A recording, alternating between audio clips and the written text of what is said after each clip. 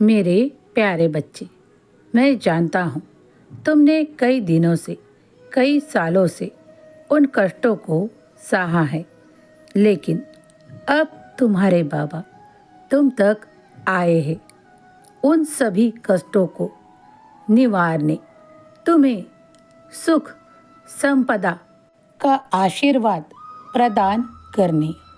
अब चिंताओं को छोड़ दो। कष्टों को तुमने कई वर्षों से सहा है, उन्हें अपने जीवन का एक भाग समझ लेना। वो तुम्हारे जीवन में एक बड़ी सीख देने के लिए आए थे, क्योंकि वो भोगने के बाद ही तुम्हारा जीवन कुंदन बनकर निखरना है। इसीलिए तुम्हें वो सब कुछ सहना पड़ा, लेकिन अब वो सारे दिन समाप्त हुए। अब कोई भी मजबूरी नहीं, अब कोई भी परेशानी नहीं।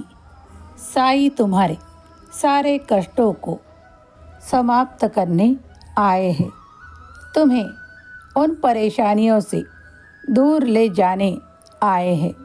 अब तुम्हारे जीवन में खुशियों की बहार होगी।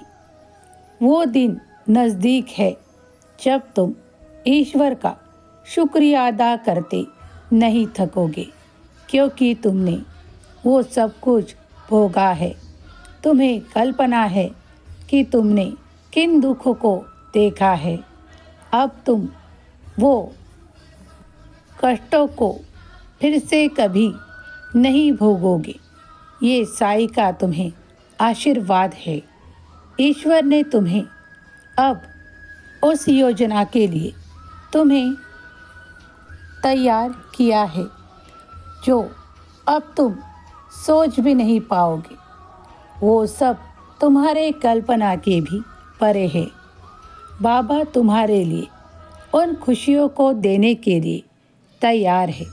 तुम भी आगे आओ और ईश्वर तुम्हें जो जो खुशियाँ प्रदान कर रहे हैं उन सभी को स्वीकार करो, क्योंकि ईश्वर चाहते हैं कि तुमने अपने कर्मों को अच्छे से किया है।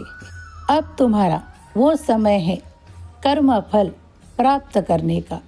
इसीलिए आज बाबा तुम्हारे पास आए हैं, जो तुम्हें आज मन को शांत करने के लिए, तुम्हें और आगे बढ़ने के लिए और तुम्हें आशीर्वाद प्रदान करने के लिए आए हैं।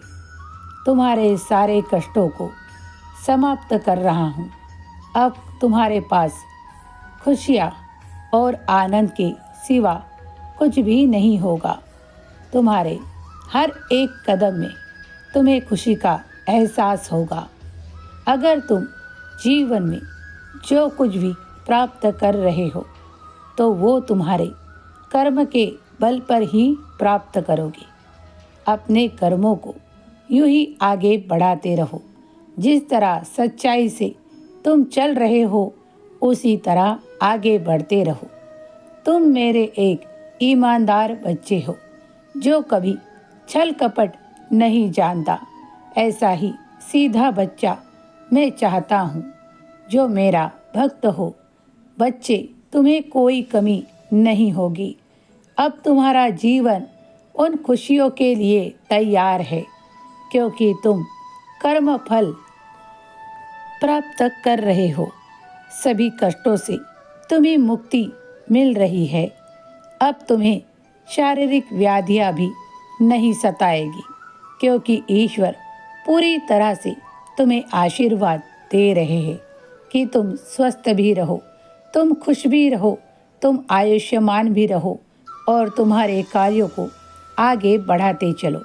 तुम जिस तरह ईश्वर वंदना करते हो, उसी तरह किया करो। ईश्वर तुम्हारी सारी पूजाओं को स्वीकार करते हैं, तुम्हें आशीर्वाद प्रदान करते हैं। हमेशा खुश रहो, तुम्हारा कल्याण होगा।